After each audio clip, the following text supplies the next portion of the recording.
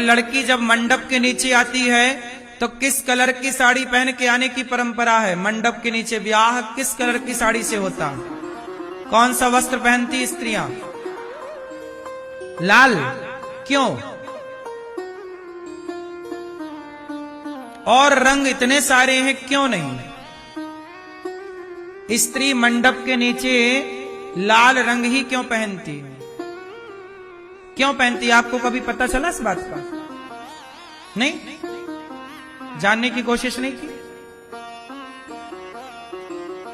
क्यों? लाल, पीला, केसरिया यही रंग होते हैं विवाह में दुल्हन के, हाँ या ना? क्यों? क्योंकि आपने ठीक कहा कि जो लक्ष्मी माता हैं उनको लाल रंग का ये सब पसंद है। ये तो पहला सामान्य कारण है। दूसरा कारण है कि लाल रंग अग्नि का सूचक है, अर्थात अग्नि का प्रतीक है। किसका प्रतीक है? अग्नि का प्रतीक है ना। धधकती है आग तो ऐसी होती है लगभग। तो लाल कपड़ा हमारे देश का सन्यासी भी ऐसी पहनता है लगभग, भगवा उसी से मिलता जुलता, हाँ या ना?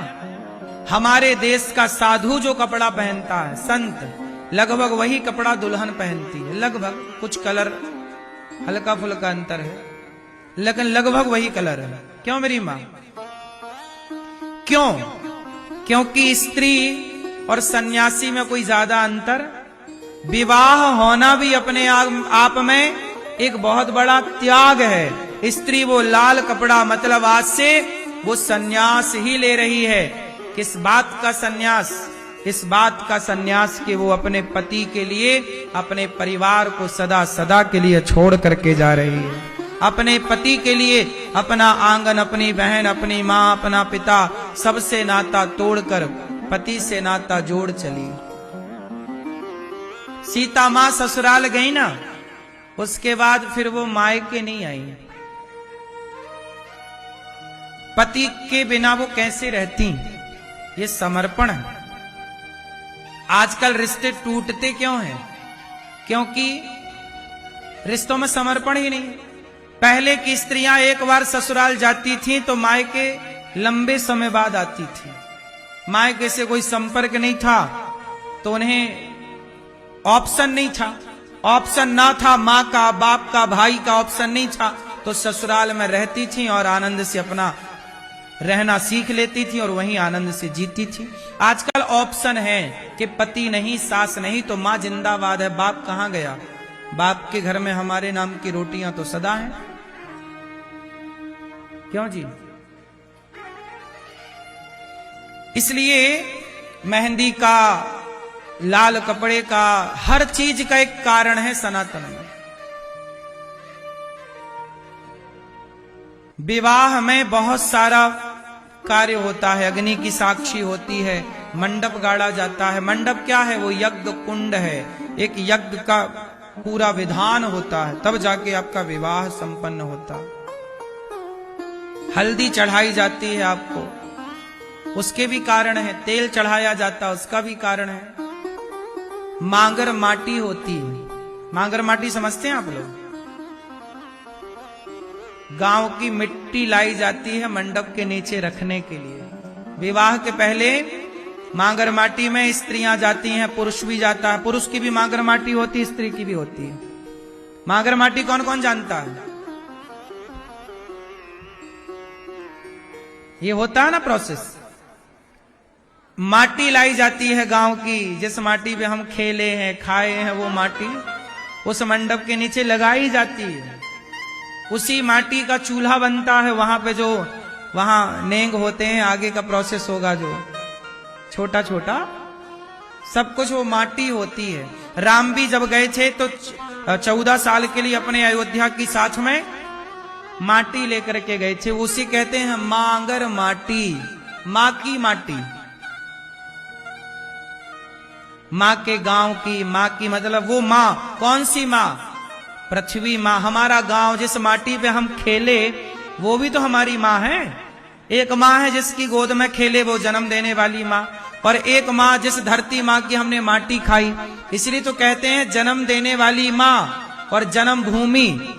जन्मभूमि क्या है? जन्मभूमि क्या है? माँ। जन्मभूमि क्या है? जन्मभूमि पृथ्वी माँ है। तो जननी जन्म भूमश्च स्वर्गादपि गरीयसी, जन्म देने वाली माँ और जन्म भूमि दोनों माँ है।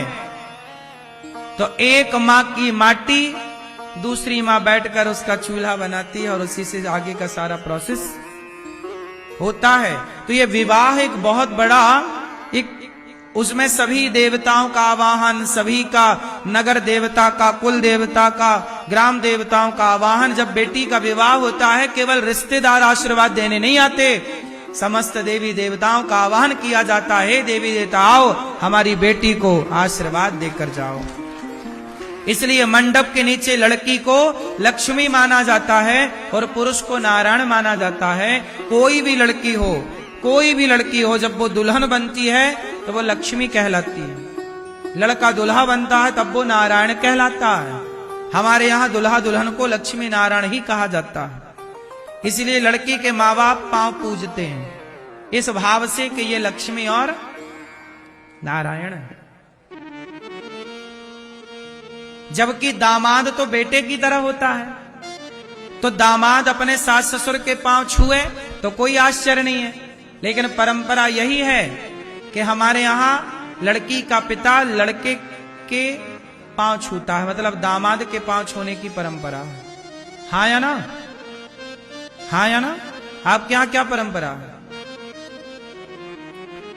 आपने अपनी बेटी जिसके संग ब्याही उसके पांव छूते हैं कि नहीं दामाद के? बोलो हाँ कि ना? क्यों छूते हैं?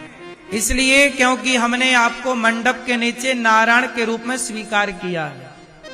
किस रूप में स्वीकार किया है? नारायण के रूप में स्वीकार। जबकि आप हैं हमारे बेटे की तरह। दामाद तो बेटे की तरह होता है ना? क्यों मेरी माँ? दामाद किसकी तरह है? बेटे की तरह है। बेटी और दामाद, बेटी है और दामाद बेटा है।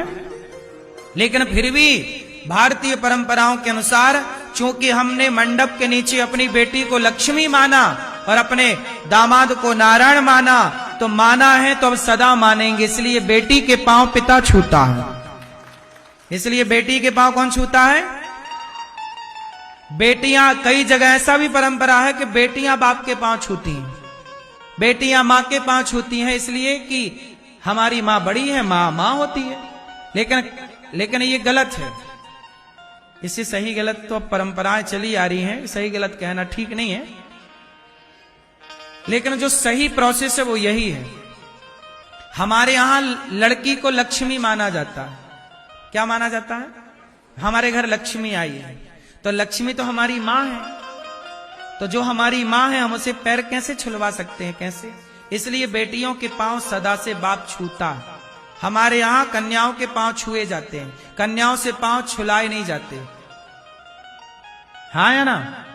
ये जितनी बूढ़ी बूढ़ी स्त्रियां हैं, तुम कितनी भी बूढ़ी हो जाओ, पर कन्याएं सदा, तुम कन्याओं के ही पांव छुओगी, कन्या तुम्हारे पांव नहीं छुएगी।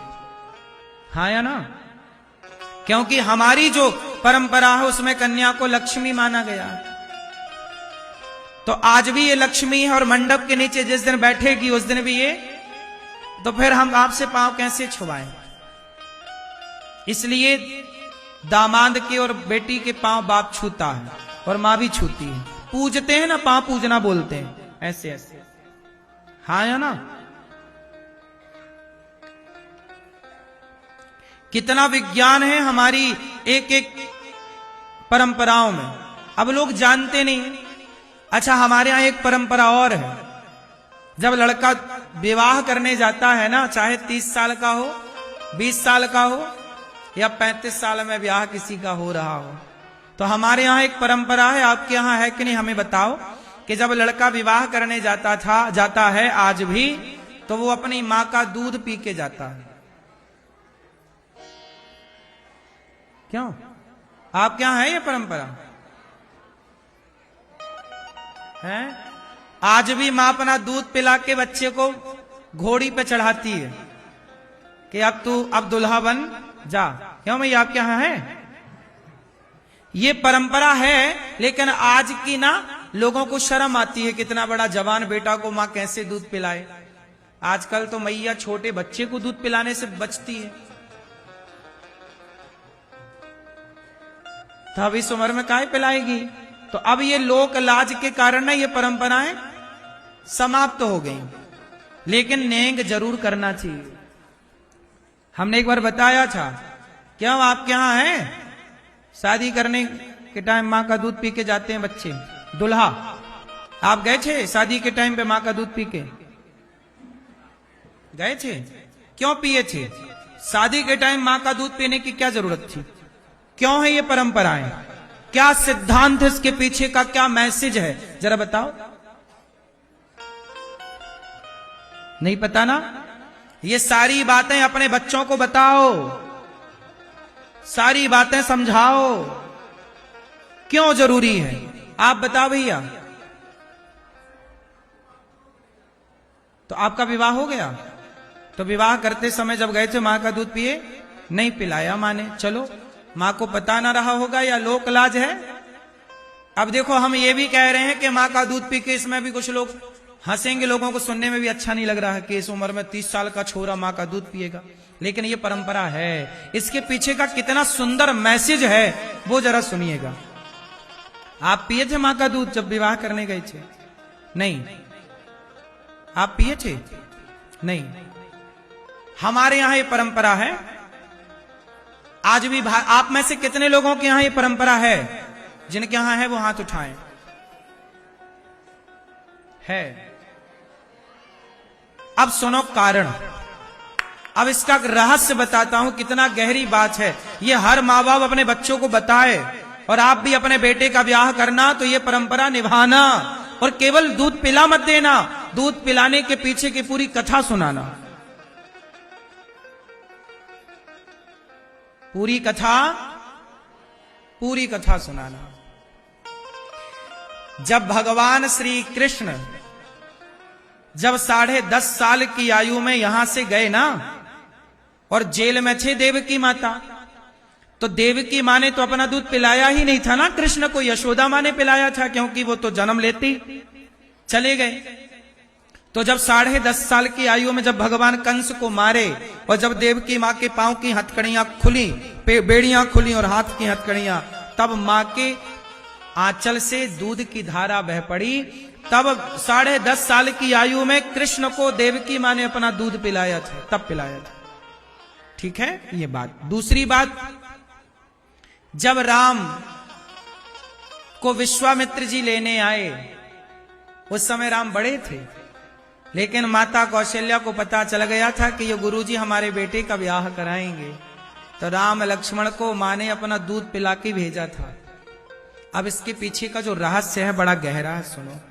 मानो माता जब दूध पिलाती है ना दुल्हा को, मतलब अपने बेटे को जो दुल्हा बन रहा है, उसे दूध पिलाकर मां ये कहती है कि बेटा देख, तू इतना बड़ा हो गया है, तू इतना बड़ा हो गया है कि अब तेरा विवाह होने वाला है, कल दुल्हन आ जाएगी, तू एक पति बन जाएगा, कुछ दिन के बाद तू एक पिता बन जाएगा, लेकिन देख तू अभी भी मेरा दूध पी रहा है। मानो मां ये कहती है कि तू संसार के लिए बड़ा हो गया है, लेकिन मेरे लिए तो दूध पीता बच्चा ही है तू। मेरे लिए तो सदा तू कैसा रहेगा? दूध पीता मेरा बच्चा ही रहेगा, तू भले कितना बड़ा हो जा। इसलिए वो विवाह के समय दूध पिलाती है मां के बच्चा देख, मैंने तुझे दूध पिलाया है, अब दुल्हन के चक्कर में कहीं ये मां का दूध भूल ना जाना। इसलिए दूध का कर्ज चुकाना बेटा, इसलिए अपना दूध पिला करके उसे याद दिलाती है। लेकिन आज की संतान इतनी सोई पड़ी है कि दूध पीकर भी